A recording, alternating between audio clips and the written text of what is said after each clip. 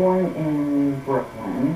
When I was about 4.5, 5, my mother got pregnant with my little brother, so we bought a house in the suburbs with a patio and a yard, and we moved out to Queens, where I lived until I was 40 years old and bought my own home. I lived with my parents. And when I bought this house, it was like, you know, move out of mom and dad's house before you hit that college, and that was kind of what I did. What are you looking at?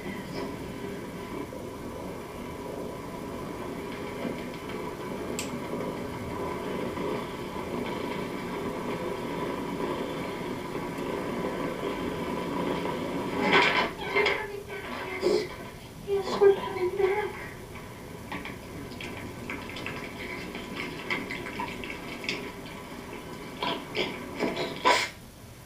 We liked animals. Cats are sort of a traditional thing in my family. My grandfather was a big cat lover. His brother, my Uncle Ben, was a big cat lover. My mother loved cats. But I didn't actually have one until I was in junior high school, and that was my first actual thing that runs around and has fur. Was Mittens, Minnie, black cat with white feet.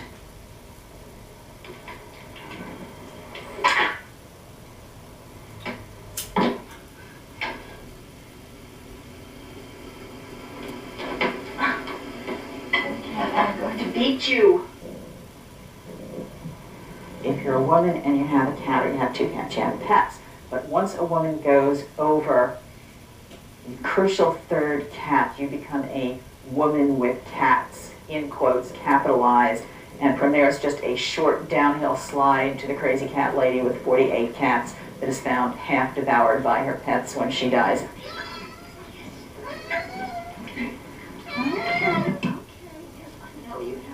Probably 6 hours. God, it's terrible.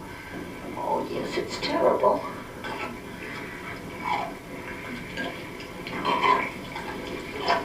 I think probably the biggest problem is keeping the litter boxes to the point where your house is socially acceptable.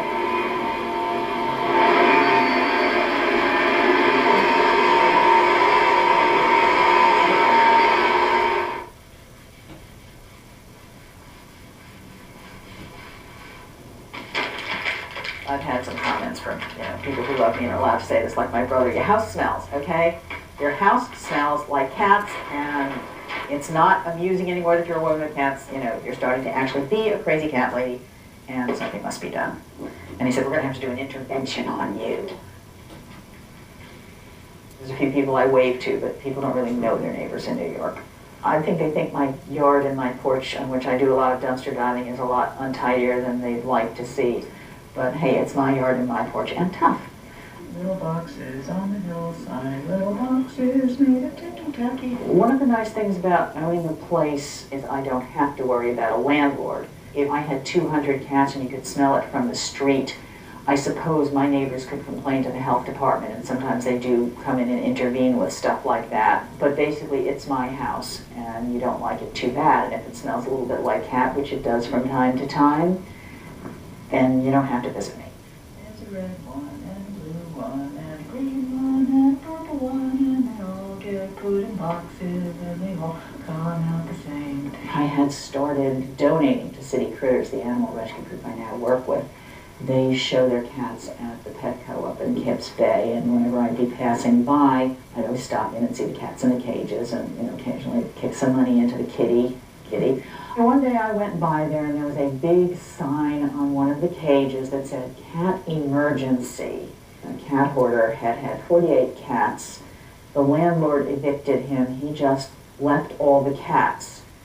So City Critters was called, and they came in, and there was this apartment with 48 cats, hiding under the bed, overflowing kitty litter boxes, open cans of, half-rotted cat food, and a half-inch of scummy water in the bathtub for them to drink. So City Critters got them, and now they were stuck with 48 cats, and they desperately needed foster homes. I, by that time, knew Holly, the head of the group, and the various other City Critters people, and I said, well, Holly, against my better judgment, I will take a couple of cats to foster.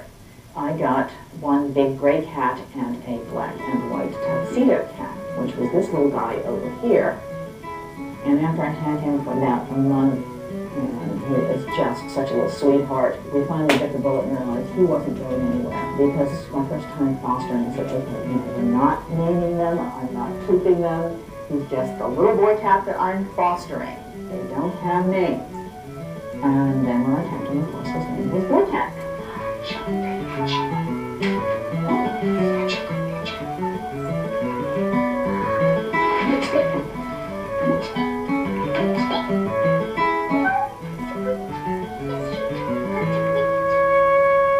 After that, I thought, well, pardon my heart, and it's like, you know, they're all getting adopted. And so far, I've been reasonably successful at adopting out numerous cats. Anyway, I wanted to let you know the Benazepril for your cat. I got you a bottle of 100 10-milligram tabs. The disorders of endocrine basically are you got too much of a hormone or too little of a hormone. Various of the sex hormones, like the luteinizing hormone, you know, it will have an ovary ripen. The only thing it does pretty much is hit the ovary. I obviously was a cat person before I became a doctor. You know, no inflammation, no pus. Yeah, you know, we physicians are loving, kind people who want to heal and save lives and all this kind of stuff. I don't think that's my primary thing. If anything, though, it has definitely helped me in my cat rescue. Under duress, I do a certain amount of veterinary medicine for the kitties. One of the kittens I was fostering one time, you know, I'm going to feed him in the morning and the thing is absolutely limp, and I realized it's been having diarrhea, it's obviously dehydrated. I got a bottle of Gatorade at the local Korean deli, dripped it into the kitten and saved his life. I started